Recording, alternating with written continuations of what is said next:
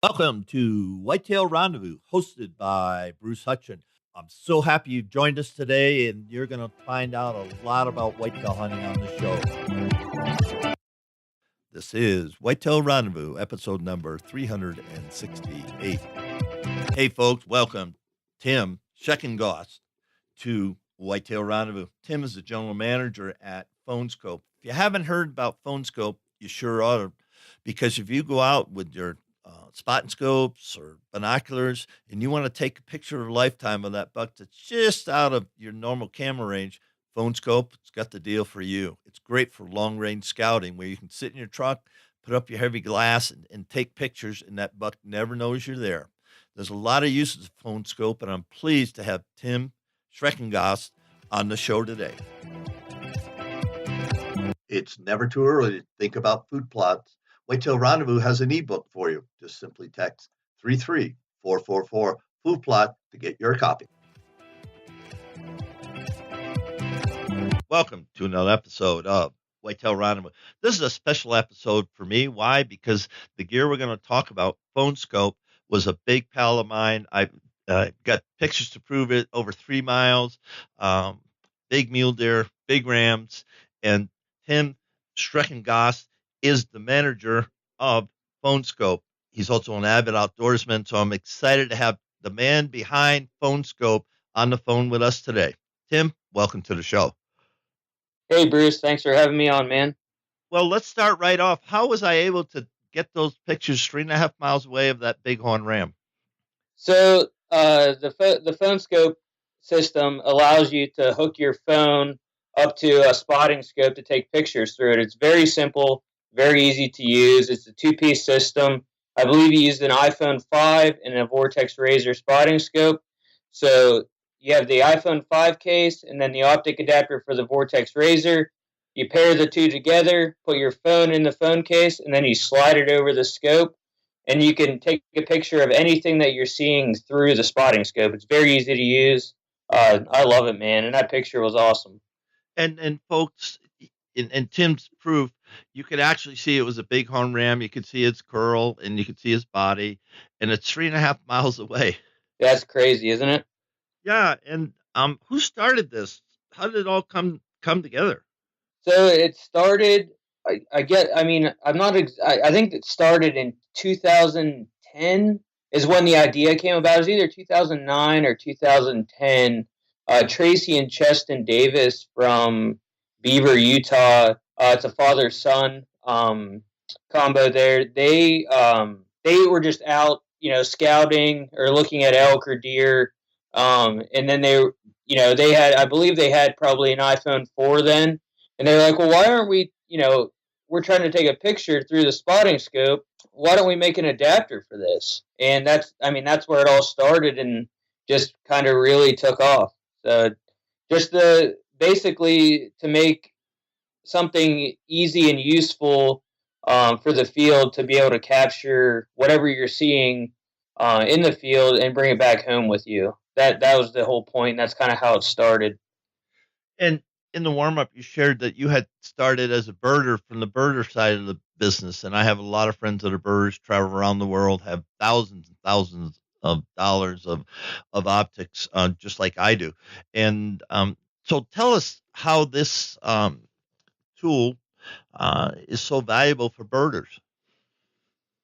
So the biggest thing that I got out of the Phone Skope when birding is that I used it for is documenting rarities. So a lot of times when you're using a spotting scope, and you're looking through shorebirds or ducks or and whatnot, or staking out a feeder from a distance. A spotting scope. A lot of folks use spotting scopes for that, and I would just hook my phone up, take video or picture for proof that I saw a rare bird. I mean, that to me that was the biggest thing, and then it kind of transformed into actual bird photography, not just rarity documentation, but actual photography, where I would leave my expensive DSLR at home and I would take my scope anyway. So I would just take my phone scope, spotting scope, and Bluetooth shutter button, and then I would leave my other camera at home. So it kind of transformed into that kind of just normal, quote unquote, normal bird photography, instead of just documenting rare birds. So, I mean, a lot of folks take their spotting scopes with, a lot of birders take their spotting scopes with them everywhere they go. When they go to work, they leave their scope in the car. So, not always their camera, and having the phone scope, you always have your phone on you. So if you have both of those, spotting scope and your phone, the phone scope just, kind of gives you the ability to take pictures and document whatever you're seeing. Thanks for that. And a lot of my listeners will send me emails and say, Bruce, how do you get into the outdoor industry? And so what was your entry into Phone Skope? So my entry in the Phone Skope was back in 2011. They were kind of advertising on Twitter for pro staff, and I just applied for the birding pro staff and came on, and so I just took pictures for them basically, and then that kind of just led into doing, like, I pretty much became their bird guy, and so as I was going through school, so that was back in when I was an undergrad at Penn State, and I came on as their birding pro staff, and then I became their bird guy. But as I was when I was in grad school, the last few years, I built a relationship with Phone Skope, and started doing, running some of their social media for the birding side of things, and going to trade shows, birding trade shows, birding festivals, as their bird guy. And then they hired me, on full time, because I basically a number of volunteer hours kind of proved my worth, in my my work ethic. And then they brought me on full time as their bird guy in January of last year. So basically, it just kind of started. I mean, we're a small company, just giving pretty much everything I could to them, within reason, that that I could give, effort wise and time wise, and basically just my loyalty and dedication to the company kind of landed me a position with them when I finished school. So Takeaways from that, listeners: one, he began as an intern. Two, he had a tremendous interest in what this apparatus, this piece of gear, could do, and he went out and did it and took hundreds of pictures, gave them to Phone Skope. He was on their pro staff, so he gave them to him. Never asked for a dime, just did it, and he did it so well that it turned into a full-time position. So, in a time when people are saying, I can't get a job, well, go create a job out of something you love to do, and you'll be surprised what happens. Your thought on that? Yeah, I mean, that, to me, I get that question too all the time.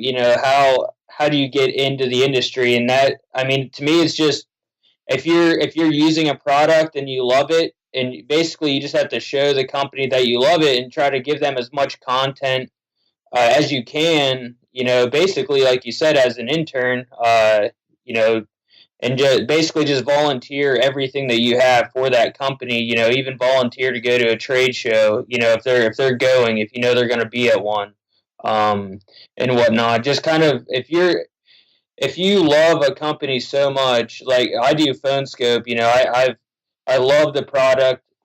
I love everything the company stands for, and so that's why I'm still here. With the company. I just love everything about it, and I'll never use another a digiscoping adapter other than Phone Skope, because I just love the product, and I wouldn't be sitting here saying that if I didn't.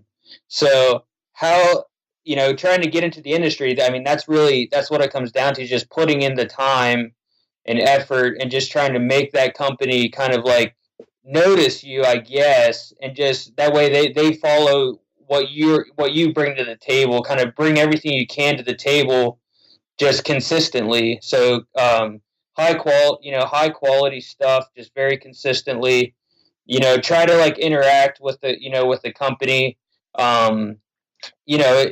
Not in kind of like trying to say here, kind of not, so don't. Yeah, I guess I wouldn't say don't be like in your face. with a company, but just kind of show them what you can do, basically, consistently. So sorry, I kind of went on a rant there, but Well said. Hey, Tim, how do people get a hold of you? If you got an office number, great, or your email, or on social media. yeah, so they can get in touch with me. My email is tim@phoneskope.com, and that's scope with a K. My direct line, I can give you that. It's 814-952-2934. And you can get to me through any of the Phone Skope social media channels. I handle nearly all of the social media, and that's just Phone Skope, or at Phone Skope. And again, Skope with a K. Or on my personal stuff, it's just at the Buck Rub. So yeah, that's how you can get a hold of me.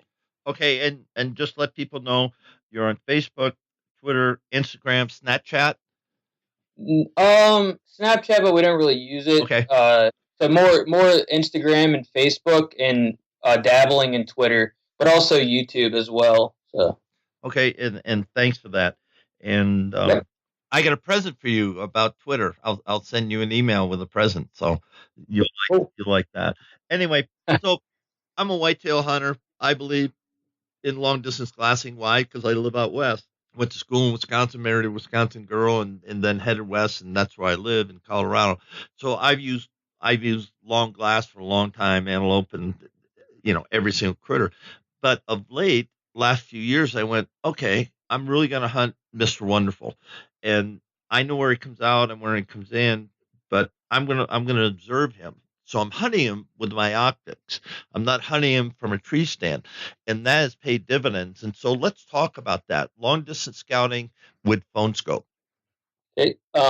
So basically, being able to watch from a distance, as you said, using a spotting scope and being able to record everything about that animal with your phone, using the Phone Skope, is just invaluable information that, if you're just looking at it through the spotting scope from a distance, and not capturing it with any device, basically, you could forget whatever you saw, whenever you go home. So being able to watch that animal, on the phone screen, one, it helps, with your eyes. You're not just, looking through that scope for, an extended period of time. You can just watch it on your phone and record it at the same time, with video or pictures, and record everything that deer is moving, or that animal is doing. So that, to me, that's probably the number one thing. And, you could, show your friends if you want to, but if you're hunting that, that buck that you're after, you're probably not going to want to share too much information with them, but maybe after the fact. So You share with me something interesting about using Phone Skope from the tree stand. Let's take that apart and tell our listeners why that would be so valuable for them. Yeah. So, I live in Pennsylvania. So, we, in bow season or in archery season, we're in the tree stand for the most part, right? There are folks that hunt from the ground or from ground blinds, but, the majority of folks are likely hunting from a tree stand. And if they're like me, I always have binoculars with me. And so, I mean, earlier this year, or not this year, in the fall, as I was in the tree stand, this was actually my first year bow hunting. I've rifle hunted my entire life, but this was my first. This last year is my first year bow hunting, and I found that it was it was just kind of fun and enjoyable. If you see a deer in the distance, doe or small buck, or scrub bucks coming right into the tree stand or whatever, obviously, not a legal buck or whatnot, not a shooter buck.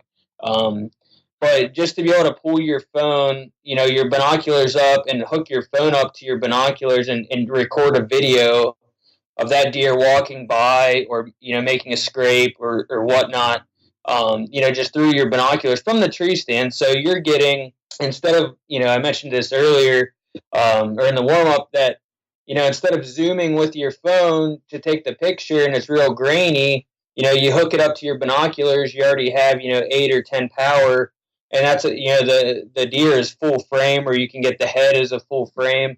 If it's a small buck, I had numerous encounters of scrub bucks that aren't legal in Pennsylvania, walk right underneath the tree stand, and I'm able to, because I have my phone in my pocket, pull it out, binos on the chest, attach it real quick, a couple seconds, and I'm recording. That buck walking by, being able to show it to my family and friends after the fact. So the same thing goes with those too. I mean, it's just cool, man, to be able to capture basically anything that's going on. You likely have your phone on you in the woods, and also a pair of binoculars. So I take mine everywhere I go, and it's just super easy to do and fun. So here's an idea, and you heard it first on Whitetail Rendezvous with Phone Skope. So anyway, you're out there, folks, and all the footage that you take, short videos, we're talking 90-second videos. So if you sent them to Tim, he could pick the best Phone Skope video, and then they could put it on their website. What do you think of that idea, Tim?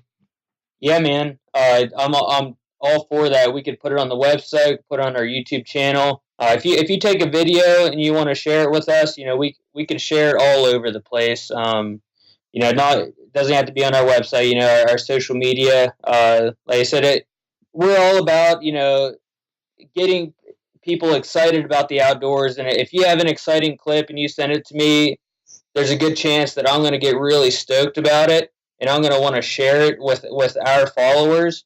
And so obviously, I give photo and video credit to everyone that gives us content. So if you have something exciting that you want the world to see, just send it my way, and I'd love to see it. But yeah, man, that's a good idea. We don't get enough of that, but I would love to have a personal kind of like one-on-one conversation with anyone that has an awesome clip in their pocket.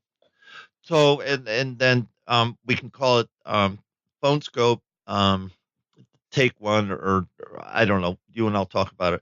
But anyway, presented by Whitetail Rendezvous. And one thing I'll do, I have some friends over at Treason, and so the best of each month, we'll figure something out from Treason. I'll figure it out with them so we can make it. Or the grand prize winner could be something from Phone Skope. I don't want to spend your money, but yeah, we.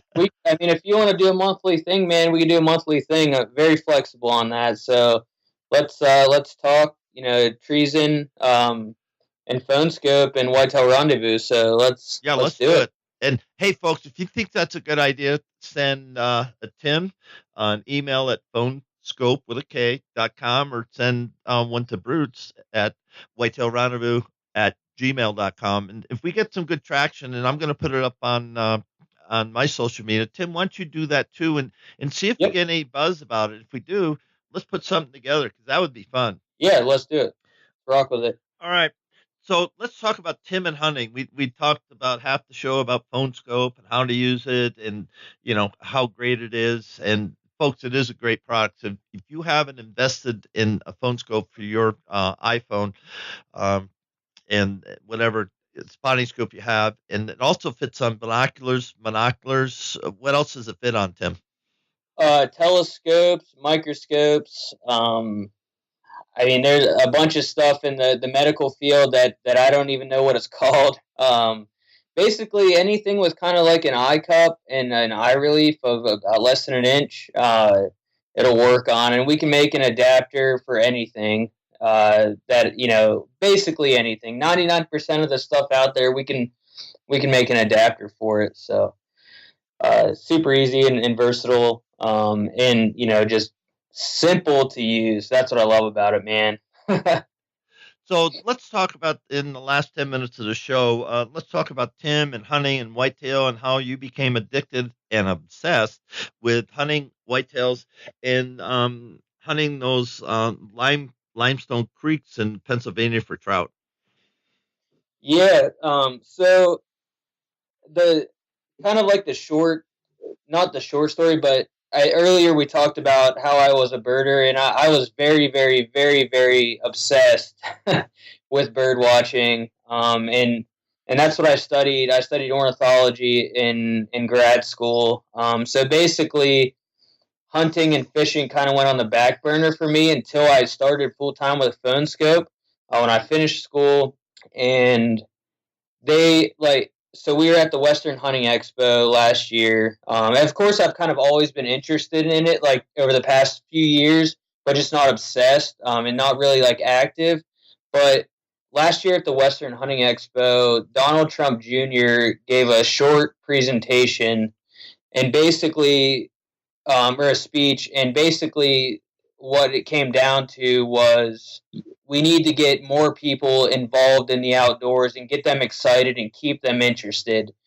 And I took that and ran with it. And so basically, when I moved from grad school, I moved from Delaware to Western Pennsylvania, closer to family. My wife and I moved here, and there aren't very many birders here that are kind of my age, or that I kind of, not that like in the town I live in, I don't even know if there are any.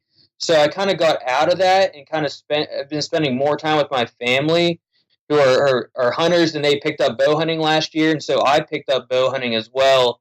And that's all I did last year. Yeah, I picked up bow hunting and fly fishing, and so that's my life. Besides my family, has been focused on that. Shooting my bow.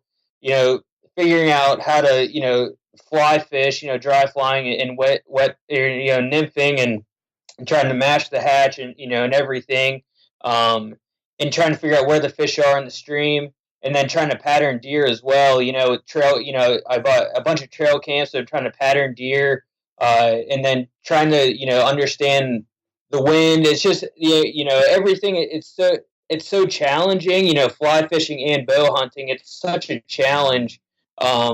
That's what I love about it, man. I mean, that's kind of what got me obsessed, and that's all I think about. That is it. I mean, that besides, my family, obviously that comes first, but, hunting and fishing, ever since that talk by Donald Trump Jr. and trying to get people interested and excited about the outdoors, like I've been obsessed and with that, and trying to get more people excited about the outdoors, and, trying to get my family and my friends to do more. And one of my good friends, he hasn't fished or hunted in probably a good 5 or 6 years.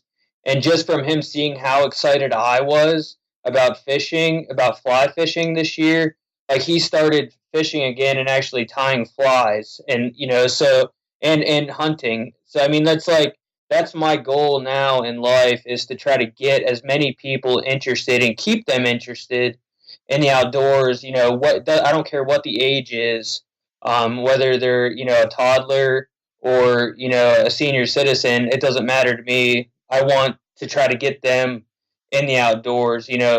But birding has not left me at all. When I'm out there, I'm still listening to everything and identifying everything. I'm just not actively doing it anymore. It's just kind of like a side thing for me, and the hunting and fishing has definitely taken over my life, but it's a good thing.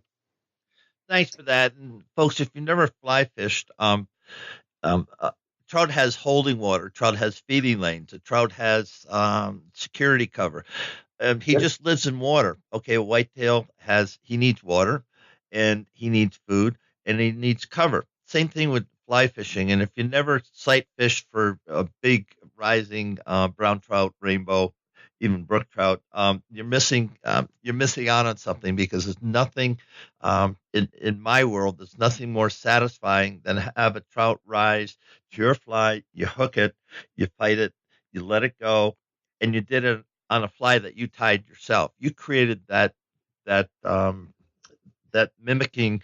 I can't think of the word. For the fly, I was trying to think of the smart $5 scientific word, but it doesn't matter. Yeah. You did it, and you created it. Not unlike people who go out and build the traditional bow, nap arrowheads, and kill a deer with a flint arrow. They do it all, and they wrapped it. Well, that keeps us connected to the outdoors. However you look at it, that keeps us connected. And I just would echo what Tim said. Get a person involved. Take somebody out. Just have them be with you. Sit in your stand. Experience it. If they get cold, get out of your stand. you got another day coming. So, invest in other people, and that's my little rant on that. And and we'll move on for sure. And then, where do you think the industry is going? You're a young man in the industry. You see how social media sometimes really tears us apart as hunters. Where do you think this whole thing's going, Tim? Just the hunting Yes. industry as a Yeah. man. I don't think it's going to stop growing. I mean, sure, you have the battles on social media daily. With the I hate saying this, with the opposition, but you know it's growing, man. With the younger people getting more and more involved, you see young hunting and fishing, groups, popping up all over the place, and then also all the females too, the female hunters and fishers that are getting involved and getting very very active in the industry. So the industry is kind of diversifying, but we're all united as one with that one mission to keep growing and to get more people excited and interested and just involved. So I think it's going to keep growing. I don't see any reason why it's going to slow down. Like I said, with the younger crowd coming to life, and also the females too, the women, it's a force to be reckoned with, man. I'm looking forward to seeing, being involved with the industry and seeing where it takes us. But honestly, that's what I think. I really don't know though. Well, I value opinion. You're in the business. You work for an extremely successful company, and so your words count. Yeah, well, I appreciate that, man. Where do you think it's going to go? I want to hear your opinion on it. Well, I'm on the back end, so my whitetail. I started hunting 10 years old. I started hunting 60 years ago, if you can believe that. But anyway, so I've seen, where more and more people hunted and more people fly fished and kept growing. Then it kind of hit a plateau where people continued doing it, but wasn't the same transition. But the biggest impact I've seen is how women have embraced the outdoors simply because single parents, and if their kids say, hey, I'd like to try this, okay, I better learn how to do it along that. Plus, with single women and gals, when their boyfriends go out for the weekend, they don't want to be left home alone, so they go, I don't think so. And so they're camoing up, and they're going archery hunting, they're going elk hunting, and I see a resurgence. And the political climate be as it may, I think we're seeing some things already that have changed maybe the perception of whose land is it. I know there's a big land fight battle going on right now, but I see a lot of future because of people like you, Tim. I've had Lake Alma on. He's 16 years old, and he has a radio show, and he talks, about the future of hunting. And the more we have of younger people talking about the future of hunting, the more we have younger people on pro staffs, the more we have people engaging others and welcoming into the community. Because around the campfire, we're all common ground: age, money, um, PhD, or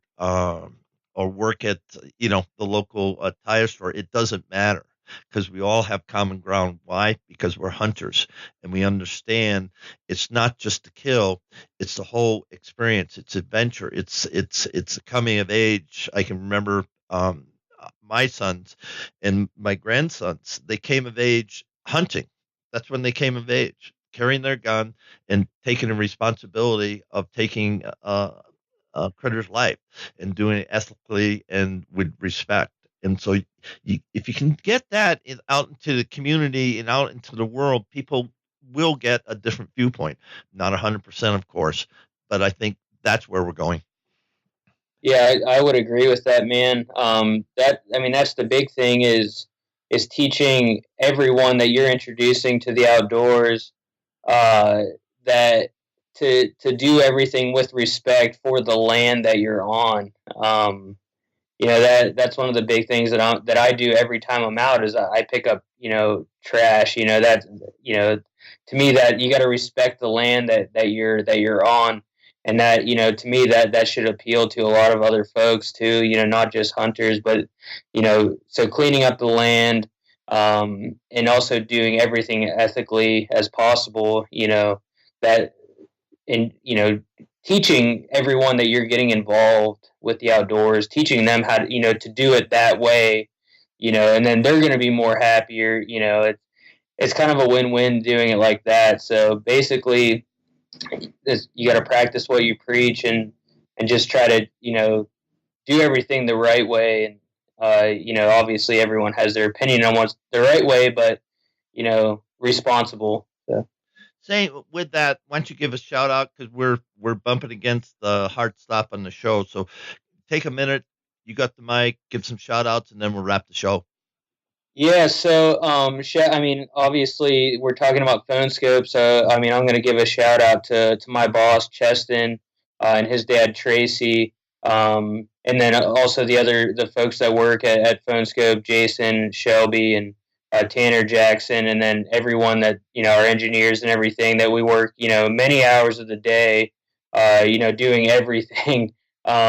So everyone at the shop, everyone that's ever been involved with Phone Skope, and then also with our friends in the industry, and then from a personal perspective, my family and my wife, and soon son to be here in a few weeks. So and all of my good friends. But yeah, man, and I'm gonna give a shout out to you for having me on the show. Well, Tim, on behalf of thousands of listeners across North America, actually, we have a lot of veterans who listen to the show wherever they're deployed. I appreciate you. I appreciate what Phone Skope is doing, because it allows us to capture memories and allows us to bring our adventures home in a very simple way. And that's a wonderful thing, because you don't have to spend thousands of dollars. You get your phone, you get the Phone Skope adapter, and then you have your optics, and you're in business. So thank you so much, and I wish you well, and I look forward to having you on the show again. Yeah, thanks, Bruce, and thanks for having me, man. It was nice chatting with you. On the next episode of Whitetail Rendezvous, we invite Tim Cool. Yeah, he's a pretty cool guy, because he recently moved to the land of the giants, as state of Iowa is now called. And so he can hunt, but more important than that, he's got 6 buddies that form Prodigy Outdoors. He's going to share all about that. Thanks for joining us. Be sure to tune in tomorrow for another episode of Whitetail Rendezvous, where you can listen and learn from the experts so you can be more successful on your next hunt. Until next time, listen, learn, and succeed.